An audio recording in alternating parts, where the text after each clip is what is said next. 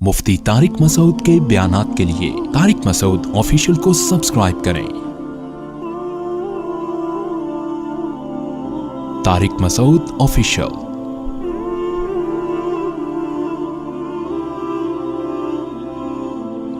तो भाई अल्लाह ताला ने दीन को, जल्दी से बात समेट के खत्म करता हूं, दीन को इतना मुश्किल बना दिया। 5 टाइम नमाज है, साल जिंदगी में 1 दफा हज है, ज़कात भी है, फिर रमजान के। तो गैर मुस्लिमों का दीन तो इतना मुश्किल नहीं है, उनका जो हमारा दीन बहुत मुश्किल है। तो ये क्यों अल्लाह ने ऐसा किया है? देखो, हम कहते हैं ना ऐसा करोगे तो कोई भी नहीं आएगा, यानी इतनी मुश्किलात में रखोगे तो कोई भी नहीं आएगा। तो हम भी गोया अल्लाह से एक इश्काल रखते हैं, अल्लाह तूने ऐसा किया है कि कोई भी नहीं आएगा तेरे दीन की तरफ। गैर मुस्लिम तेरे दीन को फॉलो, वो कहेंगे इतनी मुश्किलात हैं यार, एक नमाज होती, हम तो हफ्ते में 1 दिन जाते हैं इबादत का, ये सुबह सुबह उठा देते हैं हमें, फजर में, फिर जोहर में, फिर असर में, फिर मगरिब में, फिर इशा में। और सर्दियों में तो ठकाठक चल रहा होता है हिसाब किताब, दिन छोटे होते हैं ना। अभी जोहर पढ़ के आए हैं तो असर पढ़ के भी आए नहीं तो फिर मगरिब। तो ये क्या है ये? और फिर रमजान में इतनी टेंशन कि अल्लाह ताला ने अगर हमें 12, 13, 14, 15, 16 घंटे भूखा रखना ही था तो खाने के जो 2 टाइम थे वो ऐसे टाइम दिए जाते जो नेचुरल होते। सुबह 8 बजे का अल्लाह कहते नाश्ता कर लो और रात 8 बजे इफ्तारी कर लेना, 12 घंटे भी हो जाएंगे और हमारा एक दोपहर का खाना क्या हो जाएगा? नागा हो जाएगा। तो चलो सारी जिंदगी दोपहर खाते रहे, एक दफा लंच का हमने क्या कर लिया? नागा। अल्लाह ने टाइम तो वही रखा, लेकिन जो खाने के औकात हैं वो बड़े अजीब रख दिए। सुबह 3:30 बजे उठ के खाओ। ये पूरी दुनिया में किसी के खाने का टाइम, अरे बाबा आपको कोई वलीमे की दावत करे कि मेरे बच्चे की शादी है, वलीमा है, आप लोग आए। जी जरूर आएंगे। किस वक्त आए? 3:45 बजे सुबह। आप बोलेंगे जब ये तुमको लड़की वालों ने कबूल कैसे कर लिया है भाई? तहकीक नहीं की थी कि पहले कोई टेस्ट नहीं करवाया था दिमाग का? सुबह का नाश्ता, वैसे तो सब लोग रात 9 बजे का खाना रखते हैं, चलो तुम दोपहर का रख लेते, नहीं तो सुबह का नाश्ता कर लेते 8 बजे, 6 बजे फजर के बाद, 3:45, 3:30। पागल हो गया क्या? कहेंगे ना लोग। और फिर लड़की वालों को जाके बोलेंगे अभी से रिश्ता खत्म करवा दो, मुझे कुछ इनकी सेटिंग आउट लग रही है। अल्लाह ने कहा कि कब उठ के खाना है। रोजा रखना जितना मुश्किल काम है ना, उतना ही मुश्किल सुबह उठ के नींद कुर्बान करके खाना खाना। इतनी टेंशन। और फिर अल्लाह ने जो मगरिब के वक्त जो खाने की इजाजत दी उसमें नमाज भी साथ ही लगा दी। तसल्ली से बैठ के खा भी नहीं सकते। भूख इतनी होती है, प्यास इतनी होती है कि बच्चे खा जाए आदमी, दिल चाह रहा होता है, हकीकत है। उस वक्त कंडीशन ये होती है, बेगम जरा ये दही बड़े हैं, ये जरा संभाल के रखो, मैं नमाज के बाद आके खाते। ये वाला पकोड़ा ये खाने नहीं देना किसी को, ये आज पकोड़े बहुत मजे के बने हुए। आधा रख लिया, आधा। और इंसान की फितरत है कि खाने के दौरान जब 10-15 मिनट का वक्फा हो गया तो भूख, अब वो मजा नहीं आता, वो इफ्तारी गई, समझ रहे? अब मजा नहीं आएगा।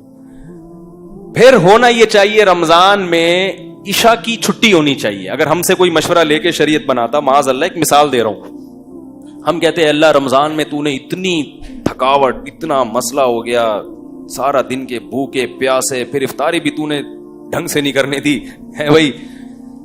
अल्लाह सारी जिंदगी 5 नमाजें पढ़ी हैं, आज 4 कर दे, ईशा की क्या कर दे? क्योंकि इफ्तारी के बाद कैसी गुनूदगी चढ़ती है दिमाग में, कैसा गिरता है बिस्तर पे, फौरन गुटके वाले गुटके पे, तंबाकू वाले चाय पर आ गए, और सिगरेट वाले फौरन सिगरेट, निस्वार वाला फौरन डिब्बी लेके बैठा होता है, अल्लाहुम्मा लका सुम्तु अला रिज़्क़िका अफ़्तरतु, ये चल रहा होता है।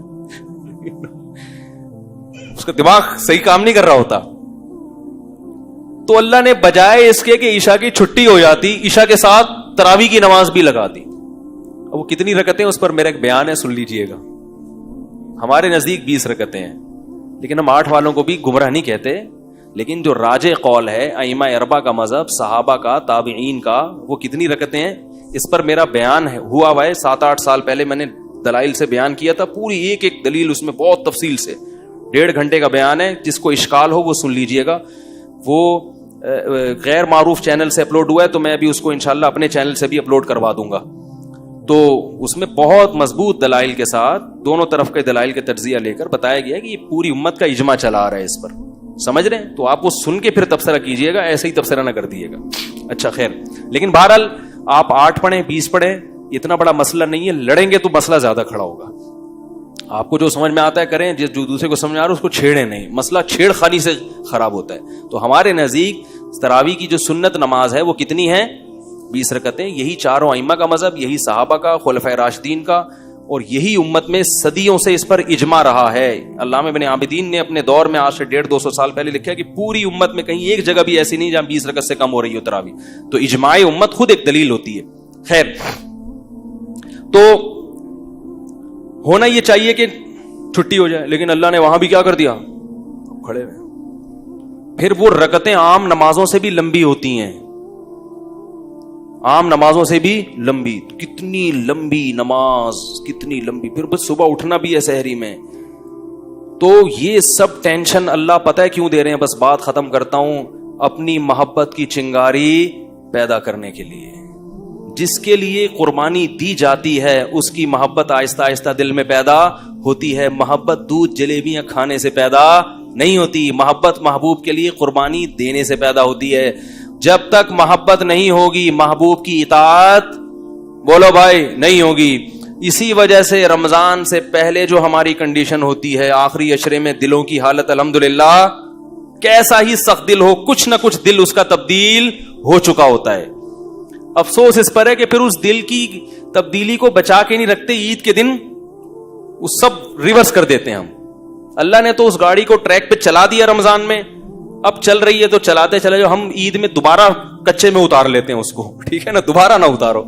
تو ٹریک پہ چلنا مشکل تھا, اللہ انگلی پکڑ کے رمضان میں ہمیں ٹریک پہ چلا دیتے ہیں. تو اس لیے میرے بھائی اگلے ہفتے پھر انشاءاللہ اسی موضوع پر بیان ہوگا. خوشی اور رغبت کے ساتھ رمضان کے روزے رکھا کرو, یہ اللہ کی بہت بڑی نعمت ہے. مسلمانوں کے گھروں کی رونق ہے. کتنا اچھا لگتا ہے گھر کی خواتین صبح صبح اٹھ کے, امی اور باجیاں پراٹھے بنا رہی ہیں, سب مل بیٹھ کے کھا رہے ہیں. ویسے تو ہر آدمی اپنا اخپل طریقے سے کھا رہے ہیں آج کل. بچہ اسکول سے آیا وہ اپنی پلیٹ لے کے سوفے کے نیچے گھس گیا, ایسا ہی ہوتا ہے نا. صاحب دفتر سے آیا وہ اپنا ادھر کمرے میں اپنے کمپیوٹر کا دروازہ بند کیا, ان کا کمرہ لاک کیا, وہاں بیٹھ کے پتہ نہیں کیا کر رہے ہیں, انٹی سے باتیں کر رہے ہیں, کیا کر رہے ہیں, کھا بھی رہے ہیں. سب اخپل طریقے سے چل رہا ہے.